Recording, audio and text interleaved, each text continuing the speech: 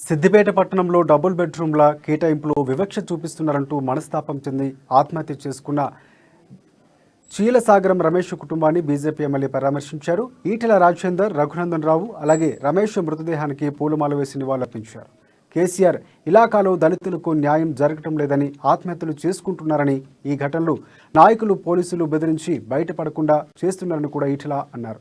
ఇక ధరణితో భూముల సమస్యలు పరిష్కారం కాక రైతులు ఆత్మహత్యలు చేసుకుంటున్నారని చెప్పారు. సంక్షేమ పథకాలు రావాలంటే తమ పార్టీలో చేరాలని మంత్రులు, ఎమ్మెల్యేలు అనటం విడ్డూరమని అన్నారు. తెలంగాణతో అన్యాయం జరిగి ఆత్మహత్య చేసుకున్న వారి కుటుంబాలకు 50 లక్షల రూపాయల ఎక్స్గ్రేషియర్ ఇవ్వాలని డిమాండ్ చేశారు. కట్టిస్తే పేద ప్రజలకు న్యాయం జరుగుతుందని అనేక మంది అనేక రకాలుగా కలలు కన్నారు. సిద్దిపేట లాంటి ఒక పట్టణంలో ఒక పేదోడికి ఒక ఇల్లు రావాలంటే ఎన్ని రకాలైనటువంటి అవినీతి కార్యక్రమాలు జరుగుతున్నాయి అనేది ఎవరు మాట్లాడినా అది సమంజసంగా ఉంటుందో ఉండదో అని చెప్పి చనిపోయినటువంటి మిత్రుడు రాజేష్ తనకు జరిగినటువంటి అన్యాయాన్ని రమేష్ తనకు జరిగినటువంటి అన్యాయాన్ని ఒకసారి, 2 సార్లు, 3 సార్లు, 4 సార్లు ఇవాళ కేసీఆర్ గారి రాజ్యంలో నిత్యం జరుగుతున్న ఇవాళ ఎందుకు